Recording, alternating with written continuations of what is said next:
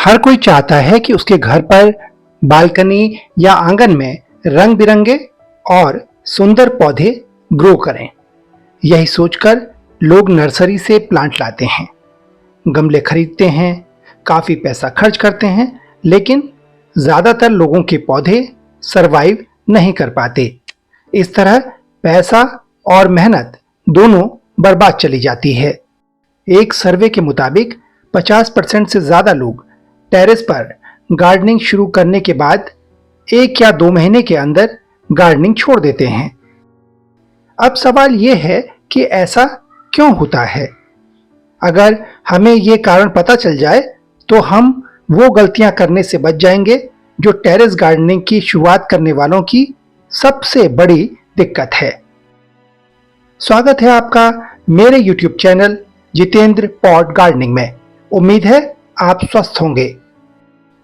तो सीधे अपने टॉपिक पर आते हैं। एक नया गार्डनर आमतौर से कुछ बेसिक गलतियां करता है। पहली गलती, जगह का चुनाव सही नहीं होता। दूसरी गलती, पौधे का चुनाव गलत होता है। तीसरी गलती, मिट्टी सही नहीं होती। चौथी गलती, गमलों का सिलेक्शन गलत होता है। पांचवी गलती, पानी देने में गड़बड़ हो जाती है। छठी गलती, गमलों में खाद का संतुलन सही नहीं रहता। सातवीं गलती, पौधों पर लगने वाले कीड़ों और रोगों पर ध्यान नहीं जाता। और आठवीं गड़बड़ी, आपके पास पौधों के लिए वक्त ही नहीं होता। ये बहुत बड़ी प्रॉब्लम है आपके हेल्दी टेरेस गार्डनिंग के रास्ते में। तो चलिए एक एक करके इन्हें डिटेल में समझते हैं। अगर आप अपनी बालकनी या टेरेस पर गार्डनिंग करना चाहते हैं तो आपको सबसे पहले जो बात समझनी है वो ये है कि क्या आपकी बालकनी में धूप आती है? अगर धूप आती है तो कितनी देर के लिए आती है? क्या बालकनी में तेज धूप रहती है या फिर बालकनी में धूप आती ही नहीं है? इन सब बातों से ही तय होगा कि आप अपने टेरेस पर कौन से पौधे लगा सकते हैं। अगर आपकी बालकनी पर धूप नहीं आती है तो आपके यहाँ फूल वाले पौधे नहीं हो पाएंगे। ऐसी स्थिति में हमें उन पौधों का चुनाव करना पड़ेगा जिन्हें धूप की जरूरत नहीं है, यानी ऐसे प्लांट जो छायादार जगहों पर हो जाते हैं, जैसे मनी प्लांट, स्नेक प्लांट और स्पाइडर प्लांट। अगर आपके टेरेस पर धूप आती है तो फिर आपके यहाँ ज्यादातर पौधे हो जाएंगे। खास तौर से आप फूल वाले पौधे भी उगा पाएंगे। आपके टेरेस गार्डन पर पौधे मर जाते हैं तो इसकी एक वजह यह भी हो सकती है कि आप नर्सरी से जो पौधे लाए थे वो आपके इलाके के मुताबिक नहीं थे। पौधा टेरेस पर लगाने से पहले हर गार्डनर को ध्यान देना होगा कि जो पौधा वो ला रहे हैं वो आपके इलाके की जलवायु और मौसम के हिसाब से सही हो। इसका मतलब ये हुआ कि कुछ पौधे ठंडे इलाकों में अच्छी तरह से ग्रो करते हैं। अब ऐसे पौधों को गर्म इलाकों में लगा दिया जाए तो जाहिर सी बात है वो लंबे नहीं चलेंगे। ऐसे ही कुछ पौधे गर्म इलाकों में अच्छी तरह से ग्रोथ करते हैं। अब अगर इन्हें ठंडे इलाके में लगा दिया जाए तो कुछ दिनों बाद ये मर जाएंगे। सर्दियों के मौसम में जब भी आप अपने इलाके की नर्सरी में जाएंगे तो आपको फूलों वाले ढेर सारे प्लांट दिखेंगे। इनमें से कई ऐसे होते हैं जो ठंडे इलाकों में ही सरवाइव कर पाते हैं। अगर आप इन्हें अपने घर ले भी आए तो ये गर्मी शुरू होते ही मर जाएंगे। तो आगे से आप इस बात का ध्यान जरूर रखिएगा। प्लांट के खराब होने की बड़ी वजह मिट्टी का सही नहीं होना भी है। कोई भी प्लांट उसे ऐसी मिट्टी में लगाइए जिसमें पानी की निकासी अच्छी हो, यानी एक्सेस वाटर गमले के पैंदे पर बने होल से निकल जाए। मिट्टी हल्की होनी चाहिए।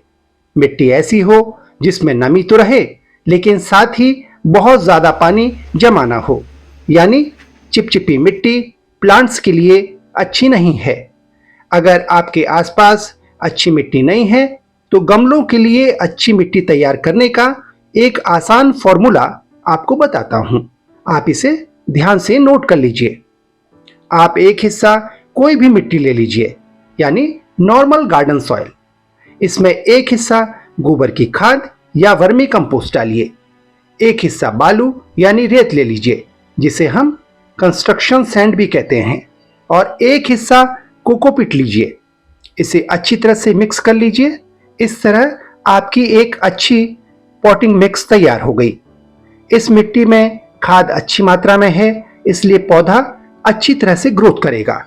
बालू या रेत होने से गमले में पानी रुकेगा नहीं। कोकोपीट मिलाने का फायदा यह है कि जितनी नमी पौधे को चाहिए वो कोकोपीट बनाए रखेगा।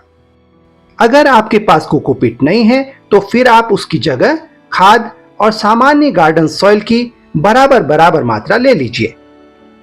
गार्डनिंग में होने वाली एक बड़ी गलती गमलों को लेकर होती है।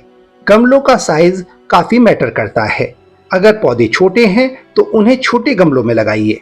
पौधे बड़े हो जाएं तो उन्हें बड़े गमलों में रीपॉट कर दीजिए। दरअसल बड़े गमले में पानी ज्यादा वक्त के लिए रुका रहता है, जिससे प्लांट की जड़ों के सड़ने का खतरा बन जाता है। यही नहीं, बड़े गमलों में खाद भी ज्यादा देनी होगी, जबकि छोटे गमलों में आप कम खाद में पौधों को अच्छी तरह से ग्रो कर पाएंगे। हमें यह जरूर ध्यान रखना चाहिए कि पौधे की जड़ें कितनी गहरी जाती हैं। जैसे स्नेक प्लांट, स्पाइडर प्लांट या एलोवेरा की जड़ें ज्यादा गहरी नहीं जाती, इसलिए इन प्लांट्स के लिए आप 6 से 10 इंच का गमला लेंगे तो सही रहेगा। इसी तरह क्रिसमस ट्री हो या गुड़हल के प्लांट, इनके लिए आपको थोड़ा बड़ा गमला लेना होगा। एक गलती जो ज्यादातर गार्डनिंग लवर्स से हो जाती है वो है पानी। हर पौधे की प्रकृति अलग अलग होती है। किसी को कम पानी चाहिए, किसी पौधे को ज्यादा, लेकिन होता इसके विपरीत है। लोग पानी डालना शुरू करते हैं तो एक तरफ से सारे गमलों में एक समान पानी डालते जाते हैं। इससे कई पौधों को नुकसान होता है। उदाहरण के तौर पर स्नेक प्लांट हो, स्पाइडर प्लांट हो या फिर एलोवेरा, इन्हें बहुत कम पानी चाहिए। अगर इन पौधों को लगातार ज्यादा पानी दिया जाए तो इनकी जड़ें सड़ जाती हैं। पौधों को पानी कैसे दिया जाए, पानी देने में क्या गलती होती है, इसे लेकर मैंने कुछ दिन पहले ही 2 वीडियो डाले हैं, आप उन्हें जरूर देखिए। छठी गलती, लोग समझते हैं कि गमलों में खाद ज्यादा डालेंगे तो पौधे अच्छे होंगे, लेकिन ये बात सही नहीं है। दरअसल जिस तरह एक इंसान को स्वस्थ रहने के लिए सभी तरह के विटामिन और मिनरल्स का बैलेंस चाहिए, उसी तरह पौधों के लिए भी खाद का संतुलन सही रहना जरूरी है, खास तौर से गमलों में लगाए जाने वाले पौधों के लिए। वैसे तो वर्मी कंपोस्ट से पौधे को जरूरी तत्व मिल जाते हैं, लेकिन माइक्रो न्यूट्रिएंट्स की कमी रह जाती है। तो आप माइक्रो न्यूट्रिएंट्स की कमी पूरी करने के लिए बाजार में मिलने वाले माइक्रो न्यूट्रिएंट का उपयोग कर सकते हैं। आप चाहें तो सीवीड या ह्यूमिक एसिड का भी इस्तेमाल कर सकते हैं। वैसे बोन मील भी एक अच्छा विकल्प है।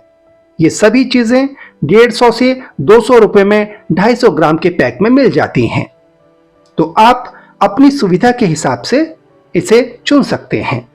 एक बात पर ध्यान देना बहुत जरूरी है, सिर्फ पौधे लगाना जरूरी नहीं है। जैसे बच्चों को वैक्सीनेशन कराते हैं, वैसे ही प्लांट्स हेल्दी रहें, उन्हें लगातार मॉनिटर करते रहना भी जरूरी है। अगर आपने अपने पौधों को कुछ दिन के लिए भी नजरअंदाज किया तो हो सकता है उन पर मिलीबग, एफिड्स, माइट्स या फिर व्हाइट फ्लाइज का हमला हो जाए। अगर आपने शुरू में ही इन कीड़ों और रोगों को कंट्रोल नहीं किया तो ये आपकी पूरी मेहनत को बर्बाद कर देंगे। लेकिन आपको ये तभी पता चलेगा कि आपके पौधों पर कीटों का हमला हो रहा है जब आप अपने पौधों पर लगातार नजर रखेंगे, उन्हें मॉनिटर करते रहेंगे। हर गार्डनर को एक बात जरूर याद रखनी चाहिए, गार्डनिंग एक दिन का शौक नहीं है। इसमें रिजल्ट आने में वक्त लगता है, मेहनत लगती है, पैसा और समय लगता है। यानी गार्डनिंग धैर्य वाला शौक है। ऐसा नहीं हो सकता कि आज आपने पौधा लगाया और फिर आप हफ्ते भर के लिए भूल गए। पौधा लगाने के बाद उसकी खाद पानी का ख्याल रखना होगा। मिट्टी टाइट ना हो जाए इसलिए समय समय पर गुड़ाई करनी होगी। कीड़ों की शुरुआत दिखे तो इंसेक्टिसाइड का स्प्रे करना होगा। तेज धूप हो तो प्लांट को छाया में रखना होगा, और अगर लगातार छाया है तो गमले को थोड़ी धूप दिखानी होगी।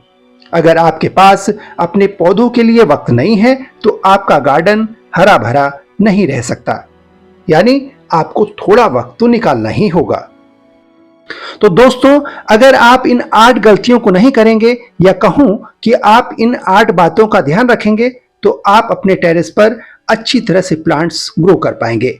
आप मुझे बताना कि ये बातें, ये टिप्स आपके कितने काम आए। अगर आप कोई फीडबैक देना चाहते हैं, मुझसे कोई सवाल पूछना चाहते हैं, अपनी कोई बात शेयर करना चाहते हैं तो आप कमेंट जरूर करिएगा। इस वीडियो में फिलहाल इतना ही। आपसे फिर मुलाकात होगी एक नई वीडियो और ढेर सारी जानकारी के साथ। तब तक के लिए गुड बाय।